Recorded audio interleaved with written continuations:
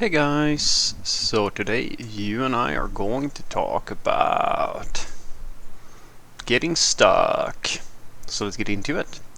So the question in question was, hi Frederick, I learned React like a month ago and then suddenly I don't know what got into me. I saw a Yelp clone on YouTube which uses Node.js, which was quite easy to understand, and then when I thought I'm able to understand the backend code as well, like nothing too serious but basic CRUD, no, it should say CRUD applications, I hope, because yeah. Like.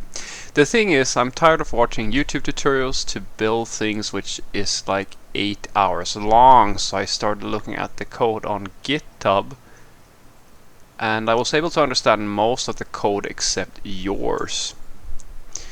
Well, see, I told you, I'm not really all that good at this stuff.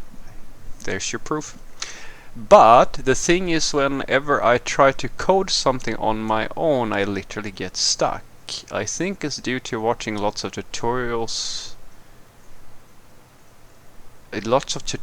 Some use, and then some use dot, then some use async await, some use, yeah, people are using different things, I assume. I hope you get it, and sometimes I forget the syntax too.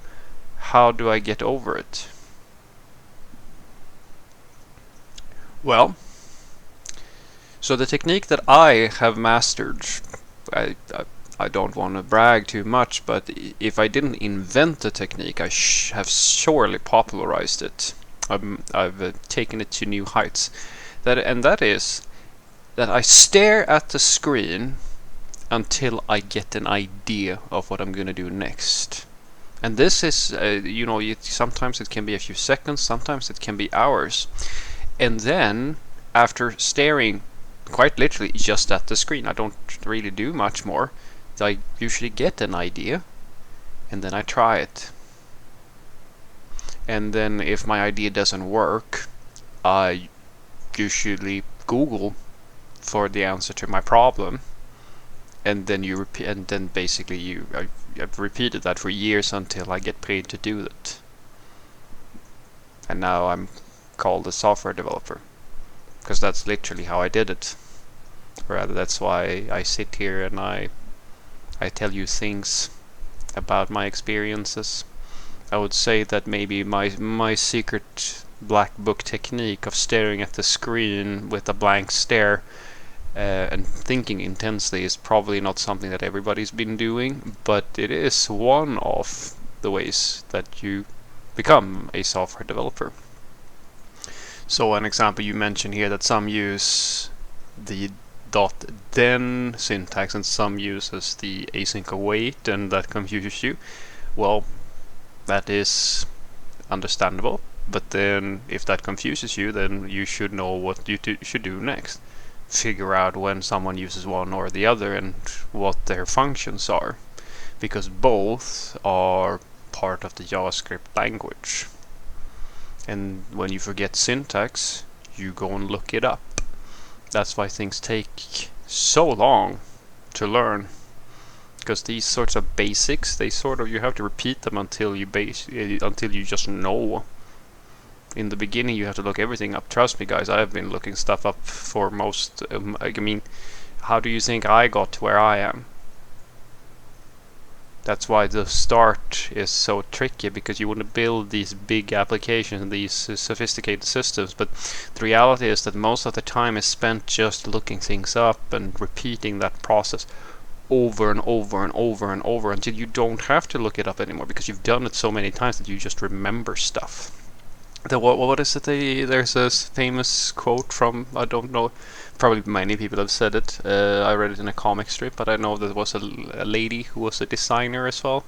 I think she designed like a new logo or something for some company in just a few seconds, and then she wanted like a lot of money, according to people, for that, and they said, why should we pay you this amount of money for something you did in just a few seconds? And her reply was that it took me 25 years to be able to do that in 25 seconds. And that is the truth of it. That's the experience. That's what's so tragic about Well, it's fun, but it is also tragic. It takes so much time to get good at something, to get really good at something. That's why, in my opinion, people talk about the tragedy of losing someone who's very young, and I kind of go, yeah, but if losing someone who's truly talented, who's been honing a skill set over years and years and years, and then losing them is in some cases, as I would say, it's almost, if not more, tragic. Is it? This gets morbid really quickly, but would you be happier or sadder if you spill a glass of milk that is full or a glass of milk that is almost empty? Food for thought. Anywho, so basically the only tip I can give you here is to simplify your problem. And this is actually something I still do to this day. It's my way of debugging or things like that. I do it's a form of a binary search, basically, or you can I like to think of it as a binary search. So if I have a bug or I have a problem or something I don't truly understand, I try to isolate the problem area to its most fundamental components. So if, let's say, I'm debugging or something like that, I have a bug in the application, I use either a debugger to step through the problem. If I'm lucky, I can use that. Otherwise, I use console log statements. And then I basically just try to, and I put a lot of them there, to figure out where within the call stack do I end up. Like, where do the problem actually happen? And then when I've isolated the area, like the minimum amount of surface that I can find where the issue happens, then I can just look at that area, because sometimes it's very easy for you to look at the whole system when the reality is that it's only usually one little small area of the system that is broken, for example. And you do that very efficiently if you just isolate the code lines that are causing the problem, and then you can look at a much smaller problem instead of looking at like the whole application as broken. Same thing goes when, you know, I have an issue with syntax, or, well, something like adding a component or something that makes me confused. I try to look at the code that is confusing to me, and I try to put it into an isolated context. An example would be a lot of people have, when they're setting up their first React project in this case, a lot of issue with understanding sort of how React attaches itself to the DOM, or how it's actually rendering or things like that to set the thing up, right? And so what I like to tell people is try to, instead of setting up your whole application, try to just get to a point where you can get a Hello World component onto the page, just anything, like literally anything, the simplest thing that you can possibly get on the page, and start small.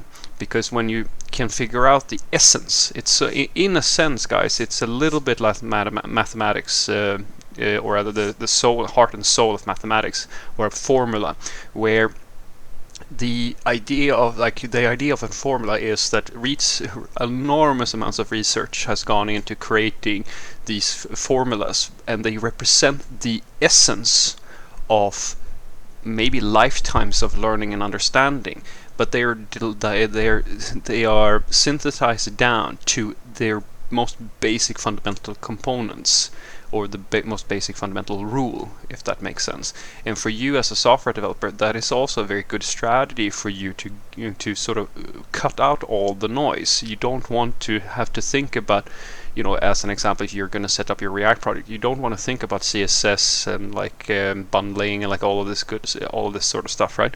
What you want is to, while you're having the issue of just setting things up, forget about all the stuff that you need to, like routing and maybe authentication, CSS styling, etc., etc., and just focus on the first simple thing that you can do, and that is to get something on the page.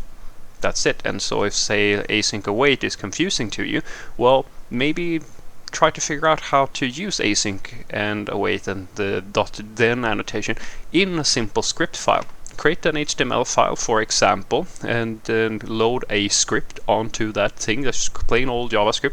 There's nothing else that's going on, and then maybe see if you can get that script to connect to your server, and then study the .then syntax and the async await syntax. Read up on it and try both and understand, okay, what is going on here? outside of your React application, outside of all that extra stuff that is going on, because that's not important. The thing that you are studying right now is not React or how you're building things that way.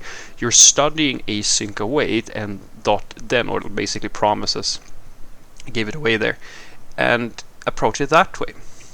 So what I want you to take away from this is that, well, the way that you get over having a lot of issues with understanding coding and understanding different syntax and stuff like that is that, as I said, you can steal this one from me, stare at the screen until you get an idea, and then you Google for answers.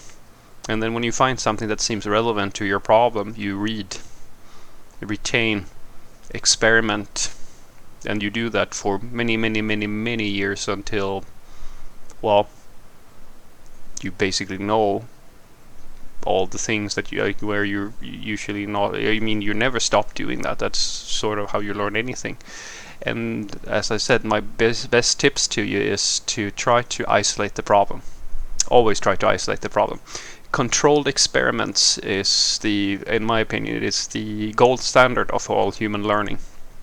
So when something problem is very complicated or very big, or you get stuck, as you were saying, you don't really know what's going on, try to figure out the smallest area that you can find where you don't really understand what's going on, and just look at that area and try to solve the problem within that area. Because looking at things in an eagle-eye perspective is not very helpful when you're trying to isolate, say, a bug or something.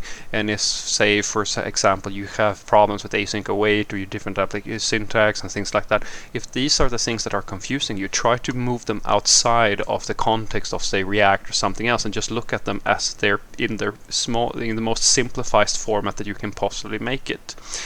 Because, as I said, a controlled experiment is usually the easiest way for you to see a pattern in how things work. And for something like a promise and async await and the different syntaxes for using a promise, well, a promise is nothing React specific, which means that if you can just remove all the extra noise and focus on the smallest part that you need in order to understand how it works, that should simplify the problem for you. But the rest of it is, as I said, it's just trial and error and churning through over and over and over for years usually. Have a great day.